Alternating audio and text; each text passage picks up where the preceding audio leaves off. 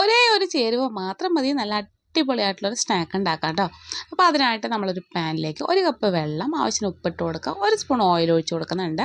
അതിലേക്ക് നമ്മൾ 1/2 കപ്പ് റവ ഇട്ട് കൊടുത്തിട്ട് നന്നായിട്ട് ഇതുപോലെ ഒന്ന് മിക്സ് ചെയ്തെടുക്കാം. അതിനുശേഷം നമുക്ക് ഫ്ലെയിം ഓഫ് ചെയ്ത് കൊടുത്തിട്ട് ഒരു 5 മിനിറ്റ് നേരം ഇതുപോലെ ഒന്ന് അടച്ച് വയ്ക്കാം. അതിനുശേഷം നമ്മളിതൊരു ബൗളിലേക്ക് ഇട്ട് കൊടുത്തതിന് ശേഷം നമ്മുടെ കയ്യിലേക്ക് കുറച്ച് എണ്ണയാക്കി കൊടുത്തിട്ട് നന്നായിട്ട് അതുപോലെ ഒന്ന് കുഴച്ചെടുക്കാം. നമ്മളിതുപോലെ കയ്യിലേക്ക് എണ്ണയൊന്ന് സ്പ്രെഡ് ചെയ്ത് കൊടുത്തിട്ട് ചെറിയ ചെറിയ ഉരുളകളായിട്ട് ഇതുപോലെ ഒന്ന് ഉരുട്ടിയെടുക്കുന്നുണ്ട് കേട്ടോ. അപ്പോൾ നമ്മളെല്ലാം തന്നെ ഇതുപോലെ ഉരുട്ടിയെടുത്തതിന് ശേഷം നല്ലതുപോലെ ചൂടായിരിക്കുന്ന എണ്ണയിലേക്ക് ഇട്ട് കൊടുക്കാം.